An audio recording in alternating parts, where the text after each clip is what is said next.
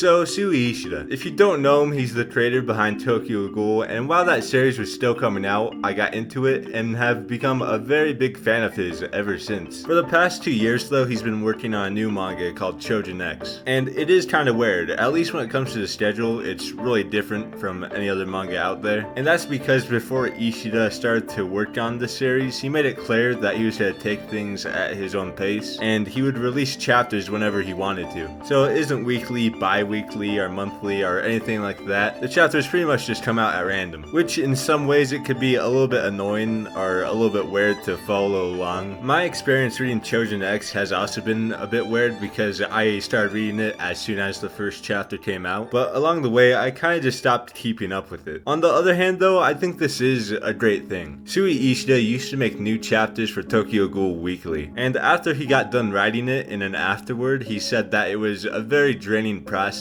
and he actually neglected his health because of it. So the new schedule that Ishida is working with is definitely a lot more healthy, and I'd say it's a lot better for him too. He probably won't get burnt out as much. And to me, it's really just insane that Ishida used to draw Tokyo Ghoul chapters weekly, because if you go back and actually look at the art and you just see that quality, you can tell that definitely had a lot of work put into it. Now first off, Choujin X actually has a pretty cool world. There are regular humans, and there are also Choujins. And to dumb down what a Choujin is, it's a person with a superpower. It hasn't been made super clear how a person becomes a Choujin, and it kind of just seems that people awaken to their powers or something if they have the aptitude. But one super clear way that we've seen people become a Choujin is through a serum. Now what determines the power that a Choujin has is actually just the form that the Choujin most desires. And this really just allows a whole bunch of different types of Choujins to exist. There's some guy that uses swords to fight, a baseball player who turns into some super crazy baseball monster when he uses his powers, and even some weird tentacle guy. The main character of Choujin X is called Tokyo Kurohara. When this story starts, he's 16, and it's made clear at the very beginning that he isn't a very ambitious person. He's always relying on his best friend Azuma, and there's a very big difference between the two. Azuma is like a hero to Tokyo, and mainly because he's super inspiring. He's always taking action whenever he needs to, and he's very helpful, but Tokyo is more of a bystander. He never really applies himself to anything, and he's jealous of people who can. His whole world pretty much just revolves around other people, so much so that he doesn't really have a sense of self. He doesn't have a dream of his own, which for me, this already makes Tokyo an interesting character, because topics such as finding a dream or becoming independent, it's not something I see get explored a whole lot in manga. And this part of Tokyo is explored a bit more because of two other characters, Azuma and Ellie. Azuma's relationship with Tokyo is a bit weird because he's a childhood best friend of his, but after they got into a situation where Tokyo became a Choujin, Azuma kinda seemed jealous of him. And later we actually see that Azuma thinks that Tokyo doesn't fully apply himself to anything he does, and if he did, he could do even greater things than he could. Eventually though, Azuma does end up turning into a Choujin, and with that you get to see what it's like when a more unstable person becomes a Choujin. Azuma, at least in the beginning of the story, he seemed like this perfect guy who did everything right, but after he becomes a Choujin, he ends up beating up everyone around him, whether they are friend or foe. And while he was going super crazy and stuff, he ended up really fixating on trying to fight Tokyo. It was almost as if Azuma had a very big insecurity about Tokyo becoming better than him. And this led to a very bizarre fight where Tokyo doesn't want to fight his best friend, while Azuma is very unstable and in this state of chaos where he just keeps trying to get Tokyo to fight him, which this does end up happening. Also, there's this very cool scene where Tokyo ends up saving Azuma, and you get to see the different ways that Tokyo uses his powers. One of the main things this fight shows us, aside from Azuma being a little bit insecure about Tokyo, is that if Choujins aren't in the right state of mind, and if they're unstable or if they're just going crazy, they're going to be causing a lot of chaos and be doing a lot of damage to their surroundings. Choujins, just as much as they can do good, they can also do some very, very bad stuff. But after this fight, things do settle down for Tokyo and Azuma. Now, there is a little bit of awkwardness, and things don't really feel entirely resolved, but they make up, and at the end of the day, they're best friends. And then the other character, Ellie, it's when Tokyo meets her that he starts to think a bit deeper about his dreams and his purpose in life. He really starts to try and find something that he can do that doesn't involve relying on other people. And the reason Ellie is such a big part of this conversation is because she knows her dream. She wants to make money so she can help out the people around her and really just to make her life easier. And so Tokyo seeing this, seeing that Azuma and Ellie, they seem to have things figured out, Tokyo really just seems ashamed of not having a dream. So in a way, 36 chapters into Choujin X is kind of a coming of age story. But of course, the other side to this is something I haven't been mentioning all too much, and that's the Choujins. When a person turns into a Choujin or they use their powers, it's almost as if you get to see the true side to a person. And for Tokyo, he's a vulture, and he's called a beast Choujin. And there's a great deal of symbolism to this, because Tokyo always just feels like he's taking the scraps of his best friend Azuma. But after he became a Choujin, he's had to take action, and also in one of my favorite fights so far, he fought some guy called Tezuya Shiozaki, a baseball Choujin. He learned that he also likes to help others. And right now, where we're at in the story of Choujin X, Tokyo has really started to stand on his own. And it really seems he's been starting to find the independence he's been looking for. And also recently, there's been a huge decision by Tokyo that's caused a time skip that shows that Tokyo is very clearly changing. Going back to the world of Choujin X, the history of the world is actually becoming pretty important, because once every generation there's a Choujin that is born that has the power to either save or destroy the world. And that Choujin is called Choujin X. 50 years ago, there was a huge war that involved a war Choujin called Tweem, and that was that generation's Choujin X. In the last few chapters though, we've seen a very important character pop up called Sora Seruha, aka Zora. From some flashbacks, we've seen that she lived around the time that the war Choujin Tweem was around, and she had to suffer through a bunch of tragic stuff because of this Choujin. But right now in the story, she's becoming some super big bad antagonist. Now I actually kind of like what Ishida is doing with her. The main theme surrounding her is definitely religion, because she used to be a nun, and the way she just looks, it seems as if she's just praying all the time. The reason she's come into conflict with Tokyo in the first place is because she's had a premonition of mass destruction, and she wants to prevent that by giving Tokyo a mark that will turn him into a Choujin X. Zora wants to give Tokyo some of her power. Another very interesting thing about Zora is that she's the person who created Yamato Mori, which is an organization that wants to crack down on Choujins that misuse their powers, and also to help out other Choujins that have just gotten their powers to,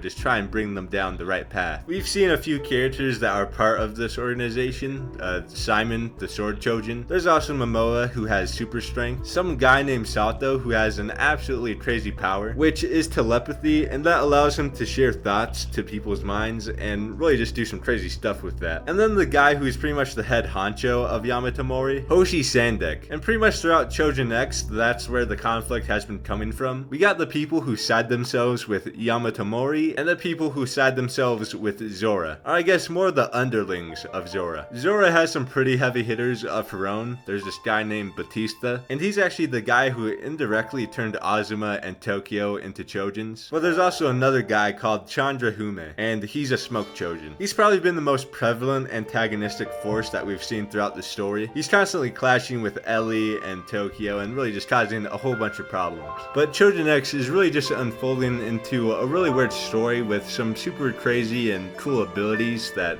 all these Choujins have. And it has a power system that feels very, very loose, like it could go all sorts of directions, and, there's just going to be a whole bunch of different Choujins. Also, don't even get me started on Ishida's art, because just look at the volume covers and you'll see that he's very amazing. I just love his style so much. My favorite thing about Choujin X so far is really just Azuma, Ellie, and Tokyo. In the world of Choujin X, there are some very crazy things going on, a lot of really crazy abilities and superpowers, and also some other interesting characters, and quite literally some world-changing things going on. But in the midst of this, it's also about three friends learning more about each other and trying to live in the world of Choujins. I'm very excited for the future of Choujin X, and Ishida has made a very cool trio, Ellie, Azuma, and Tokyo, and it's really interesting how the story surrounds them. And right now, coming back from the time skip, it's going to be a very very awesome time for Choujin X. The thing I want to leave you guys with is some super amazing artwork by Ishida that came out recently. Ishida drew some stuff for the 2nd anniversary of Choujin X, and this artwork that he made of Zora, or Sora Seruha, it's amazing. It really is. I'm a very big simp for Ishida's art, and this really just goes super hard. It really does. His style is just so great. Anyways, thanks for watching. Have a good day or night, and peace.